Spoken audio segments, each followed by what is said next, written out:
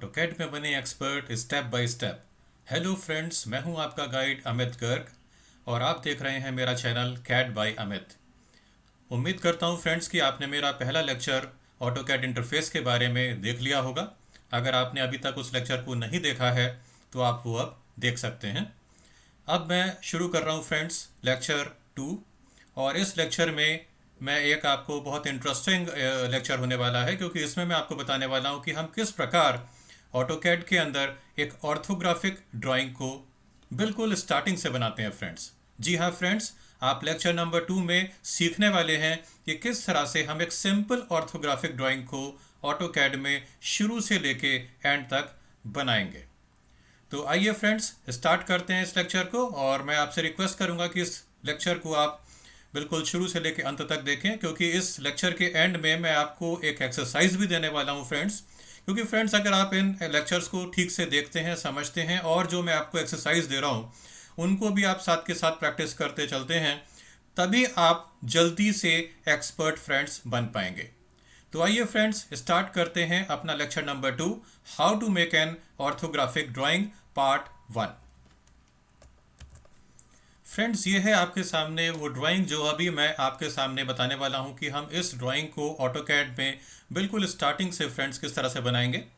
इस ड्राइंग को अगर आप चाहें फ्रेंड्स तो अपने नोटपैड पर स्केच कर सकते हैं, जिससे कि आप इसको अच्छी तरह से समझ सकें। फ्रेंड्स, ये एक सिंपल ऑर्थोग्राफिक ड्राइंग है। ऑर्थोग्राफिक ड्राइंग का मतलब है कि ऐसी ड्राइंग जिसमें सारी की सारी लाइंस हॉरिजॉन्टल या वर्टिकल होती हैं।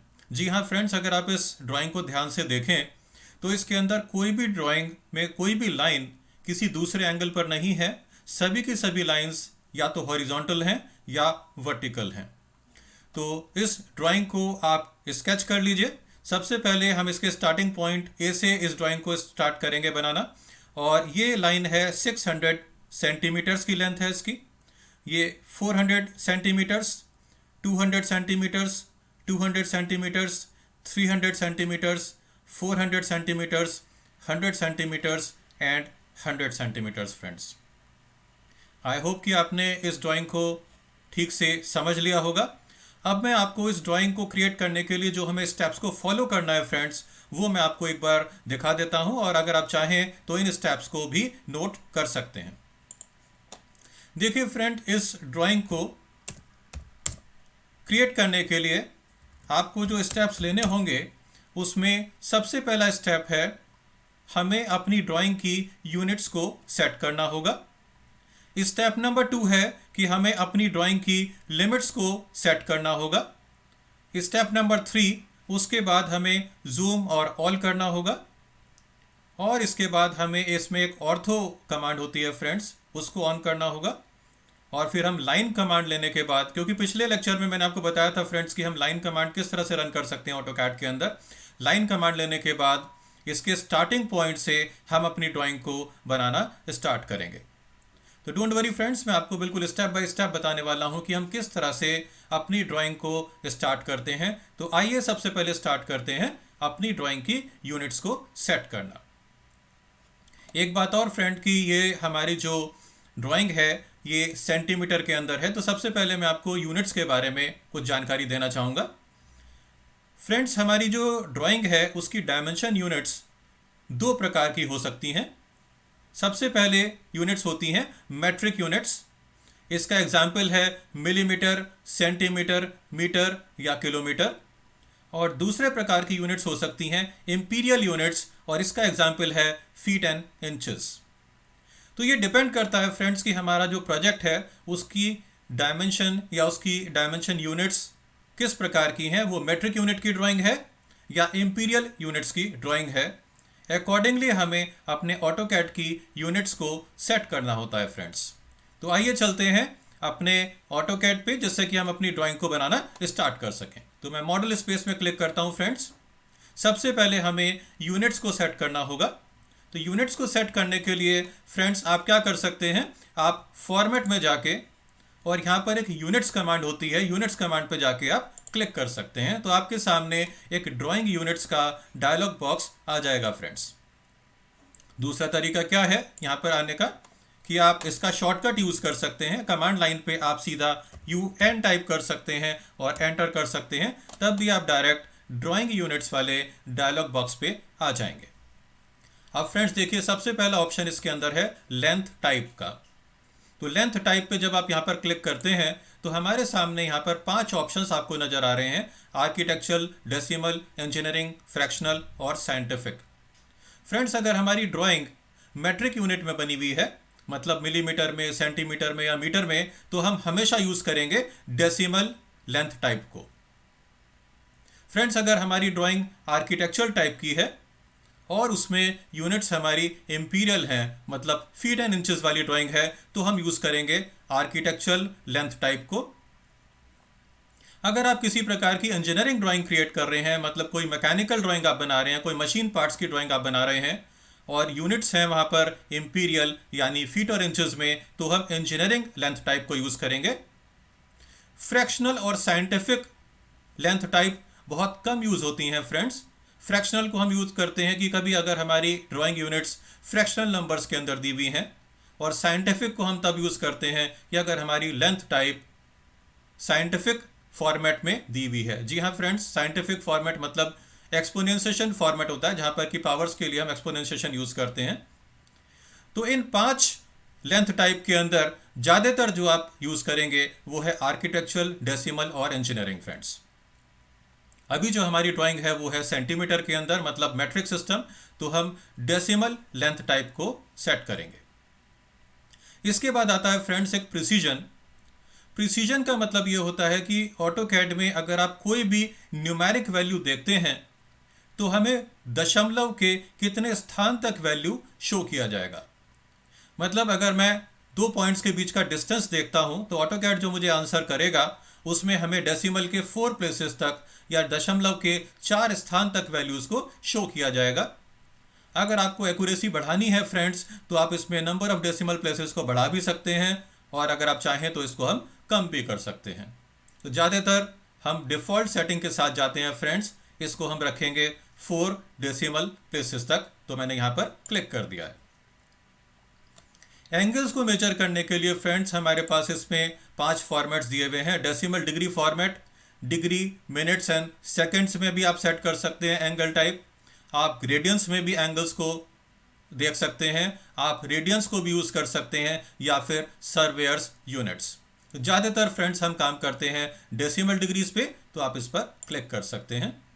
और प्रिसीजन अगर आप चाहें तो अपने एंगल का प्रिसीजन बढ़ाने के लिए आप इसको 2 डेसिमल प्लेसेस तक सेट कर सकते हैं, जिससे कि हमें एंगल्स की वैल्यू ज़्यादा एक्यूरेसी के साथ में नज़र आए। इस क्लॉकवाइज वाले ऑप्शन को फ्रेंड्स मैं सजेस्ट करूंगा कि इसको आप ऑफ रखें, क्योंकि इसको ऑन करने से जो क्लॉकवाइज डायरेक्शन है ऑटोकैड के अंदर वो पॉजिटिव हो जाएगा, जबकि बाय डिफ़ॉल्ट हम एंटी क्लॉकवाइज डायरेक्शन को ही पॉजिटिव मानते हैं। तो इसको आप ऑफ रखेंगे। और इंसर्शन स्केल को फ्रेंड अपनी ड्राइंग की यूनिट्स के हिसाब से आपको सेट करना होता है। अगर हमारी ड्राइंग मिलीमीटर में है तो आप इसको मिलीमीटर में रखेंगे, सेंटीमीटर है तो सेंटीमीटर, और मीटर्स है तो मीटर्स। तो फ्रेंड्स आप जानते हैं कि हमारी ड्राइंग सेंटीमीटर्स के अंदर है, तो यहाँ पर मैं इसको रखूंगा सेंटीमीटर्स पे। और इतना करने के बाद हम ओके पे क्लिक करके इस डायलॉग बॉक्स से बाहर आ जाएंगे। तो फ्रेंड्स सबसे पहले हमने अपनी ड्राइंग की यूनिट्स के हिसाब से ऑटोकैड की यूनिट्स को सेट कर लिया है। तो फ्रेंड्स हमारा स्टेप नंबर 1 कंप्लीट हो चुका है। अब हम आते हैं स्टेप नंबर 2 के ऊपर, जिसमें कि हमें लिमिट्स को सेट करना होता है फ्रेंड्स। और इस लिमिट्स को सेट करने का रीज़न क्या है कि जब हम ड्राइंग बनाएं तो वो ड्राइंग एक अच्छे साइज में हमें पूरे स्क्रीन के ऊपर नज़र आए, मतलब हमारी ड्राइंग को स्क्रीन के बाहर नहीं जाना चाहिए।